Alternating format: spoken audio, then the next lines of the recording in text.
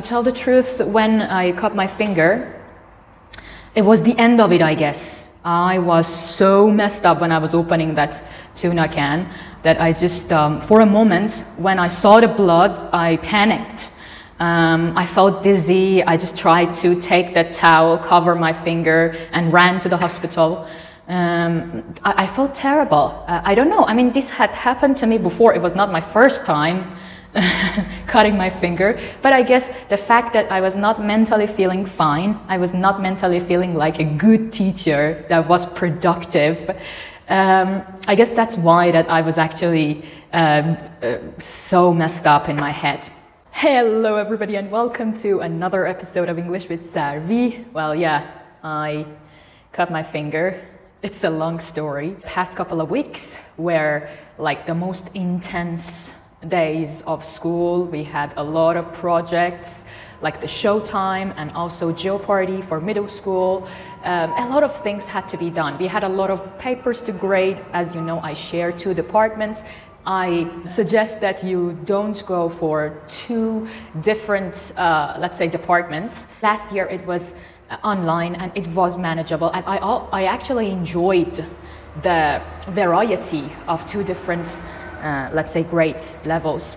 But this year it was too tough for me. Let me just tell you, if you are also another teacher and you're starting your job in Turkey as a foreigner, you will have to not only teach lessons, but also have a lot of side projects. Like, for example, if you have got middle schoolers, you might need to prepare them for, let's say, Showtime, or other projects like Jeopardy. Jeopardy doesn't need a lot of preparation, but for example, Spelling Bee, that I also have another video here for it on my channel, needs a lot of preparation, not just from student side. It needs a lot of, preparation as a teacher, as an English department for you guys too, for decoration and a lot of other things. And it might seem easy when you talk about it, but when you have your own lessons and you also need to prepare for these side projects, and you don't speak the mother tongue language of the kids and the school staff, preparation becomes like even tougher than it may seem. You will need a very good supervisor to be like your voice, to be like the voice of you for school's staff or parents. Like most of the times, if you don't speak the kids' mother tongue language, you need to be able to have like one friend or one colleague that translates everything for you, things you want to tell the parents. If there are some individual parents that you need to discuss some stuff with, it can become even like more difficult. I'm talking about the difficulties because these were the things that made me completely burnt out these past couple of weeks. Like, everybody thinks that, okay, Showtime is really nice, drama is really nice, but what I went through was a couple of really naughty students. I mean, not necessarily naughty, but active and energetic. And if they don't understand fully what you're talking about, they get bored pretty easily. Something like Showtime needs you to be able to actually use their mother tongue language, if you ask me. So, in that case, something that really made me frustrated was the fact that I had to get help from a colleague that also had Showtime of hers. Okay, Burcu, if you're watching this, I really want to thank you for this. And also, Gülnara teacher, they helped me a lot.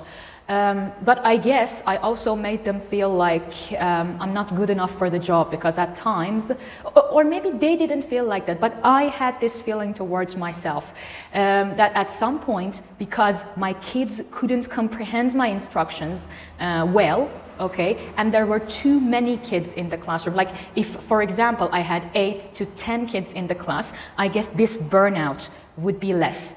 But anyways, I had to prepare 24 students for Showtime, and I had to do it through only English, speaking only English. I am not saying it is impossible, but I'm saying that it took a lot of energy from me. And I had to get help from other teachers, which was not easy. At some point, I even gave up. I mean it, I guess like 3 weeks ago, 4 weeks ago, I totally gave up. I even cried a couple of times.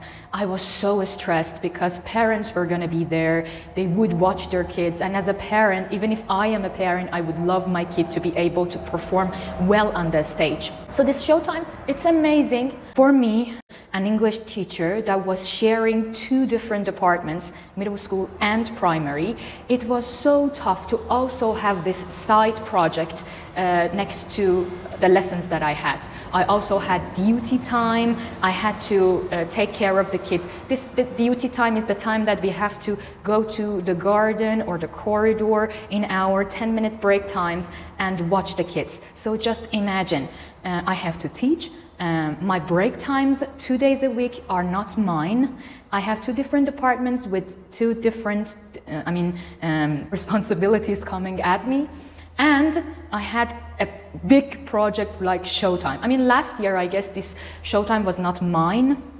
It was a skills teacher's responsibility, but this year, I don't know, maybe I have shown that I can take care of everything on my own, that they thought, okay, the main course teacher that is also sharing another grade, another level with its own responsibilities can also take care of this big project.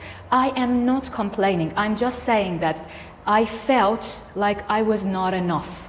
I felt like I was a liability, somebody that everybody had to take care of.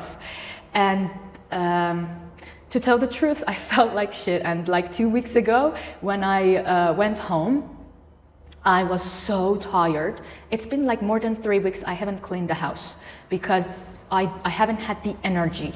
Like mentally, I have been so down that I haven't felt like doing anything when I went home. I haven't worked out much. I mean, I've been behind the schedule for my workouts for more than 2-3 weeks now, because mentally I was not feeling like a good teacher that can deliver things. And maybe some of my colleagues here think that she's not doing her responsibilities, she is blah, because they actually had to cover for me. But the thing that I have in my mind, after thinking a lot about it, was that I'm not trying to justify it. I'm just trying to make sense of why all of this happened to me. Maybe in the beginning of the year, if I knew that this project was going to be so overwhelming for me, I would have said something, you know, and I would have talked to my supervisor about the fact that I cannot take it that way and I need it to be removed.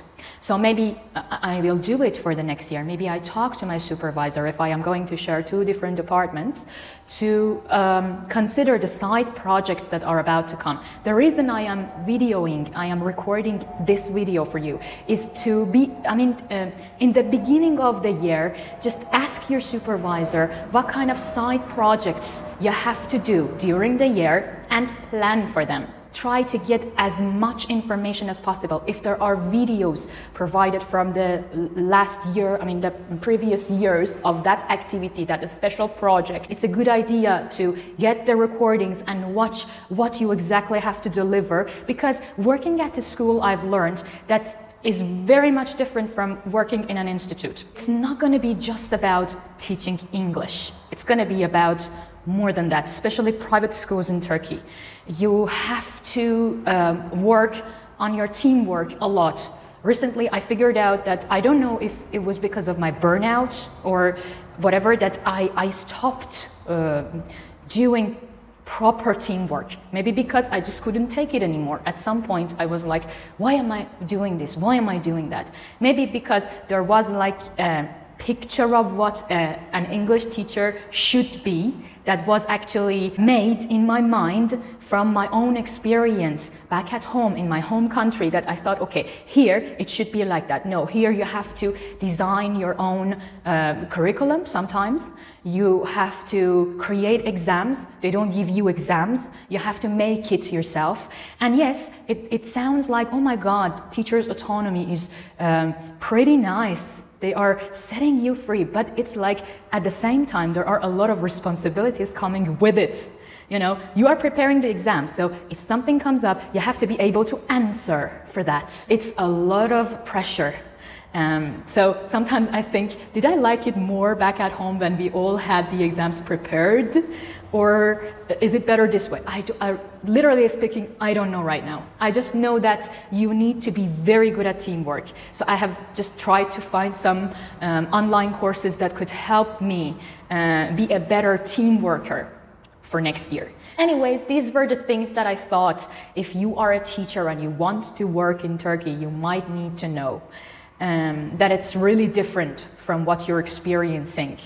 At least in Iran. I don't know about the other countries because I haven't had the chance or the opportunity to work in another country.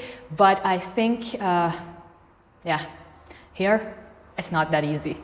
If you still haven't subscribed to my YouTube channel, well, it's not too late. Go ahead, push that subscribe button, push the bell button next to the subscribe button so that you get notified every time I have a new video. I'm sure that I will feel much better after the holidays. But for now, I just feel tired.